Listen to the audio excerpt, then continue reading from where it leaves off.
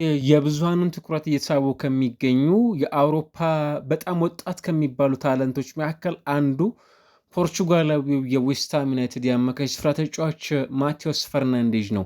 ብዙሃኑን የእግር ኳስ ቤተሰቦችን እያስደመመ የሚገኝ በጣም አስደናቂ የሚባል ታለንት ያለው የፕሪሚየር ሊጉ ተስፋ የሚጣልበት ተጫዋች ስለመሆኑ ብዙ የሚያጠያይቅ አይደለም። ለዚህም ይመስላል የእንግሊዝ ሁለት ኃያላን ክለቦች በዚህ ሰዓት ላይ የማቴዎስ ፈርናንዴዥ ሆነው ብቅ ብለዋል። ማንቸስተር ዩናይትድ እና አርሰናል ወደ የትኛው የአውሮፓ ክለብ ይቀላቀላል የሚለው ገና ካሁኑ የቤት ስራዎች ቢሆኑም የማቴዎስ ፈርናንዴዥ የሜዳ ላይ ፐርፎርማንስ ግን ብዙዎችን እያስገረመና እያስደነቀ የሚገኝ ምናልባትም በአጭር ጊዜዎች ውስጥ ወደ እነዚህ ሁለት ኃያላን ክለቦች የመቀላቀል እድል እንዳለውም ጭምር የሚገልጽ መረጃ በመመልከት ላይ እንገኛለን።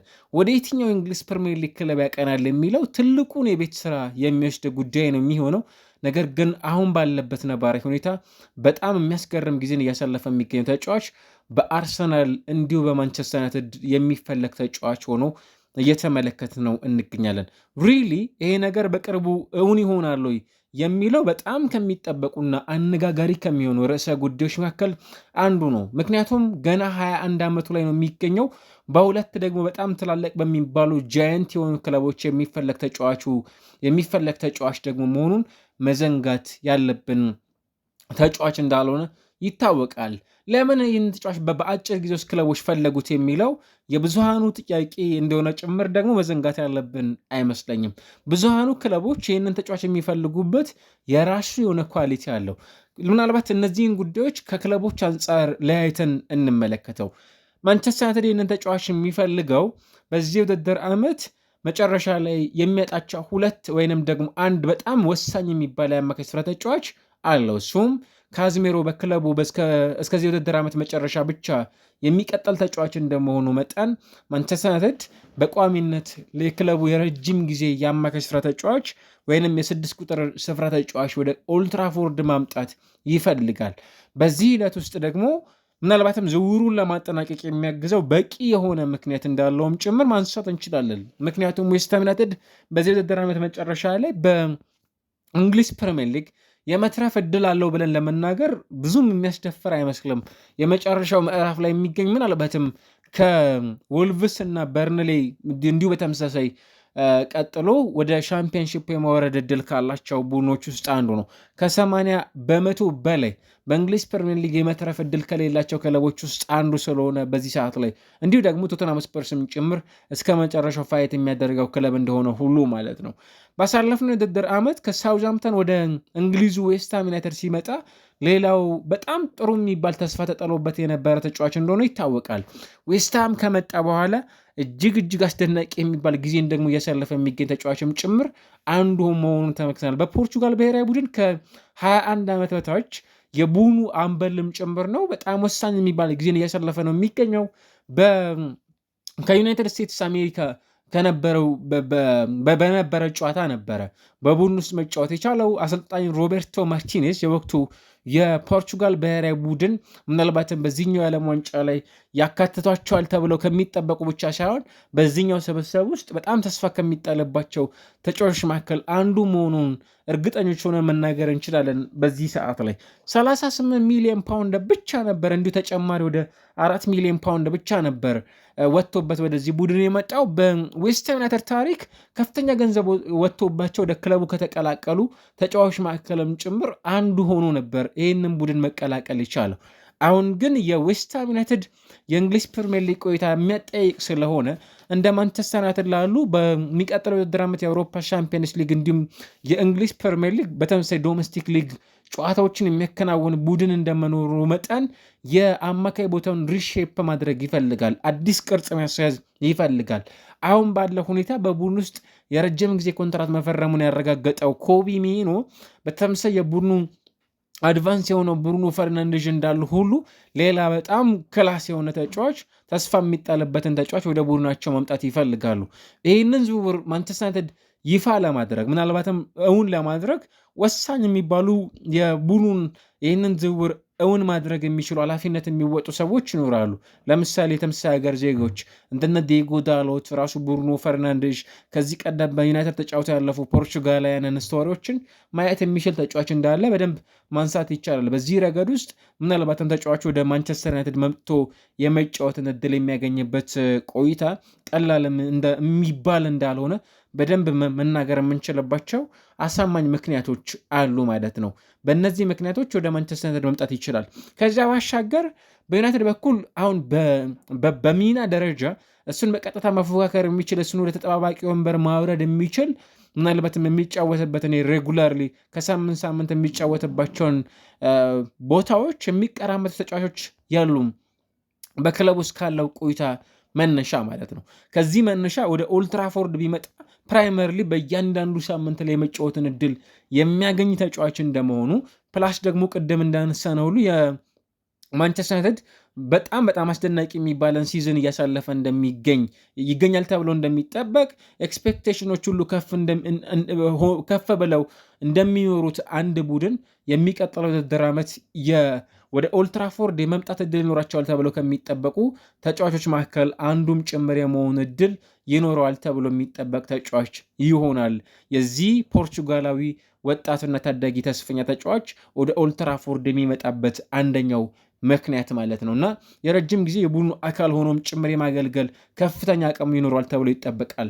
በእንግሊዝ ፕሪምየር ሊግ 34 ጨዋታዎችን አከናውኗል። በ2025/26 ውድድር ዘመን 34 የግብ ዕድሎችን ፈጥሯል። 1447 ኳሶችን አቀብሏል። 3 ጎል አስቆጥሯል። 3 ለግብ የሚሉ ኳሶችን አመቻችቶ አቀብሏል። 97 ታክሎችን ወርዷል። 47 ፋውሎችን ደግሞ በተጋጣሚ ተጫዋቾች ላይ ጥፋት ሰርቷል። 4 ተጨማሪ ዓመታት በዌስትሃም ዩናይትድ የሚያቆየ ኮንትራት አለ። ዌስትሃም ዩናይትድ በዚህ ውድድር ዓመት እስከ 70 ሚሊዮን ፓውንድ የሚጠጋ ገንዘብ ቀርቦለት ይህንን ተጫዋች የመልቀቅ ግዴታዎች ውስጥ የመግባት እድል አለው ተብሎ ይጠበቃል። ሪሊዝ ክሎዝ የተጫዋች ውል ማፍረሻ ያን ያህል ስለሆነ ማለት ነው። በተመሳሳይ በዚህ ሰዓት ላይ በአርሰናል ከሚፈለጉ የአማካይ ስፍራ ተጫዋቾች መካከል ደግሞ አንዱ ራሱ የው ማቴዎስ ፈርናንዴዝ ነው። አርሰናል ለምንድን ነው የሚፈልገው? ዴክላን ራይስ፣ ማርቲን ዙቤሜንዲ፣ ክሪስቲያን ኖርጋርድ ያሉ ተጫዋቾች በክለብ ውስጥ አሉ አይደለ የሚሉ ጥያቄዎችም ጭምር ደግሞ መነሳታቸው በጣም ተገቢ ነው። ነገር ግን አርሰናል በዚህ ውድድር ዓመት እንዴት የተከላካይ አማካይ ቦታ ላይ በጣም የተጠቀመው ቡድን በሆኑ አጋጣሚዎችም ጭምር ደግሞ የተጎዳው ቡድን እንደሆነ በደንብ መናገር እንችላለን። ለዚህ ማሳያ መሆን የሚችለው ክሪስቲያን ኖርጋርድ ከብሬንፎርድ ወደ ኤምሬትስ ሲመጣ ብዙሃን የእግር ኳስ ቤተሰቦች ይሄ በሊግ ውስጥ ልምድ ያለው ብቻ ሳይሆን አርሰናል በወሳኝ በማይባሉ ጨዋታዎች ላይ በተለይም እንደነ ዴክላን ራይስ እና ማርቲን ዙቤሜንዲ ያሉ ተጫዋቾችን ማሳረፍ በሚፈለግበት ሰዓት ላይ ይህንን ተጫዋች ወደ ቋሚነት ማምጣት ይችላል፣ የነሱ ተጠባባቂ ወንበር ተተኪ መሆን ይችላል የሚል እምነት ነበረው። አሰልጣኝ ሚኬል አርቴታ ይህንን ተጫዋች ወደ ቡድናቸው ካመጡ በኋላ ግን ይህንን ሲያስመለክቱን በፍጹም አላየንም። ይልቁኑ ጠረጣሪዎች በጣም አድረውባቸው በመጨረሻዎቹ ሳምንታት ላይ የማይለስ ሌዊስ ስኬሊን ወደ ተፈጥሯዊ ቦታው አማካይ ቦታ ላይ ያመጡት ተጫዋች ሆኖ ተመልክተናል። በዚህ ቆይታዎች ውስጥ ይሳካለታል የሚሉ ጥያቄዎች ባይኖርም በማይለስ ሌዊስ ስኬሊ በኩል በተመለከትናቸው 3 ተከታታይ ጨዋታዎች መርሃ ግብሮች ላይ በጣም አስደናቂ የሚባል ጊዜን ማሳለፍ ችሏል። ከአትሌቲኮ ዲ ማድሪድ፣ ከፉልሃም በተመሳሳይ ዌስትሃም ዩናይትድን ባሸነፉባቸው የሊግ መርሃ ግብሮች ጨዋታዎች ላይ ምንድን ነው የሚፈልጉት አሰልጣኝ ሚኬል አርቴታ የማርቲን ዙቤሜንዲ እና የዴክላን ራይስ ትክክለኛ ተጠባባቂ ወንበር ላይ መቀመጥ የሚችል ምናልባትም እነዛ ተጫዋቾች በጉዳት ምክንያትም ሆነ ተፎካካሪ የሚሆን ተጫዋች ሜዳ ውስጥ እስካለ ድረስ ተጠባባቂ ወንበር ላይ እነሱንም ወደ ተጠባባቂ ወንበር አውርዶ የሚጫወትን ተጫዋች ወደ ኤምሬትስ ማምጣት የሚፈልገው ሌላኛው ክለብ ነው። እዚህ ጋር በፍላጎት ደረጃ 2 ነገሮችን ነው መመልከት የምንችለው።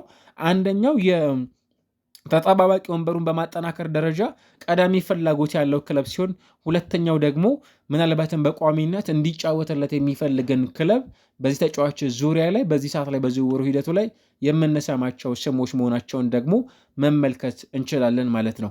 ማን ይበልጥ ይህንን ተጫዋች በዚህ ውድድር ዓመት መጨረሻ ላይ ወደ ክለቡ ማምጣት ይችላል፣ በምንስ ምክንያት የሚሉት ቅድም ባነሳናቸው ርዕሰ ጉዳዮች ላይ በተለይም በዚህ ሰዓት ላይ በአውሮፓ ትላልቅ በሚባሉ ክለቦችም ጭምር የሚፈለግ ተጫዋች መሆኑን እየተመለከትንበት የሚገኘውን ጊዜ እያስመለከተን ነው የሚገኘው። በጣም ተስፋ የሚጣለበት አይነት ተጫዋች ነው። እሱም ጭምር ወደ እነዚህ ክለቦች የመምጣት ፍላጎት እንደሚኖረው ምንም የሚያጠይቅ አይደለም። ወደ 1.85 ኤክስጂ በተመሳሳይ ወደ 2.7 ኤክስኤ አሲስት ወይም ኤክስጂ ኤክስፔክትድ አሲስት የሚባል ሙከራዎችን ምናልባትም ለምሳሌ በእያንዳንዱ ጨዋታ መርሃ ግብሮች ላይ ኢንሳይድ ዘ ቦክስ ወይም ሳጥን ውስጥ 4 ሙከራዎችን ያደርጋል። 9 ኢላማቸውን የጠበቁ ሙከራዎችን ከሳጥን ውጭ ያከናውናል። በየጨዋታው ላይ 19 የሚጠጉ በተጋጣሚ ሳጥኖች ውስጥ ኳስ መንካት የሚችል ተጫዋች ነው። ከዛ ባሻገር ረጃጅም ኳሶቹም የተሳኩ ናቸው ማለት ይቻላል። በመጠኑም ቢሆን ለምሳሌ ሎንግ ፓስ ረጃጅም ኳሶችን የማቀበል ስኬቱ 62 በመቶ ብቻ ነው። ከዛ ባሻገር ደግሞ ቅድም እንዳነሳ ነው በፕሪሚየር ሊጉ በጣም ጥራት ካላቸው ተጫዋቾች መካከል እንደ አንዱም ጭምር መነሳት ይቻላል። ድሪብሊንግ ኳሊቲ ያለው ዱዋሎኖችን ያሸንፋል። ታክሎችን በጣም የሚወርድ ተጫዋች ነው። ብሎክ፣ ኢንተርሰፕሽን የእሱ መለያዎች እንደሆኑም ጭምር መነሳት የሚችል ተጫዋች ነው። ለቢጫ ካርድም ጭምር በጣም ቅርብ ከሚባሉ ተጫዋቾች ውስጥ አንዱ ነው።